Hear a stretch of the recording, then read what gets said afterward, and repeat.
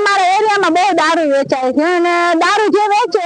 અહીંયા કણે કોઈ પોલીસ વાળા એક્શન નથી લેતા અને મારા ઘરવાળા પીધું બધા પીવડાવે છે મારા ઘરવાળા પીધું હશે તો પીવા વાળાને પકડે છે વેચવા વાળાને પકડવા જોઈએ ને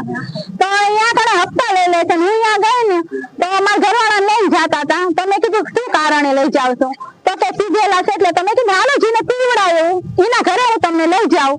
તો એ રીતના કરતી હતી વાત તો એ 3-4 પોલીસ વાળા એકદમ થી મારા ઘરવાળાને ખેંચવા માંડ્યા મને મારવા માંડ્યા મને જો જોરદાર અહીં માર્યો છે ને પોલીસ વાળાએ મને 2-3 લાફા માર્યા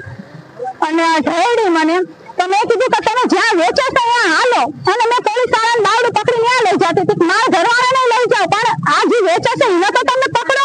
તો એને પકડવા નથી આવતા અહીંયા હપ્તા લે છે મેં હાલમાં અને સખત આ પોલીસ વાળા એટલા અમારી વાન પડી ગયા છે ને 3 દિવસ જે દારૂ વેચે ને એના ઘરે નથી આવતા પણ મારા ઘરે કાંઈ નહીં આવે કયો વિસ્તાર કયો તમારો સાગરનગર મહત્યાપરામાં અને પોલીસ વાળો પહેલા મારા વાળ પકડી લીધા અને આટીમાં વાળ લઈને બીજો પોલીસ વાળો રહીને મને લાફા મારવા માંડ્યો અને હાલમાં પછી બધા અમારા આજુબાજુ વાળા છે એ બધા આવ્યા મારી સાથે મને પોલીસ વાળા જબરદસ્તી ગાડીમાં બેહાડીને લાવ્યા મારા ઘરવાળાને મને નથી આવતી ને તો પોલીસ વાળાએ મને લીધેલી લેડીઝ પોલીસ ભેગી નથી અને પોલીસ વાળા એમની હાથ ચાલાકી કરી એમનો હક નથી લેડીઝ પોલીસ હોય તો જ મારા ઉપર હાથ ઉપાડી હતો લેડીઝ પોલીસ વગર એમનો હક નથી છતાં પોલીસ વાળા અહીંયા લાવ્યા ને એ 3 પોલીસ વાળા ગાયબ થઈ ગયા છે 3-4 જીને મને મારી હતી ને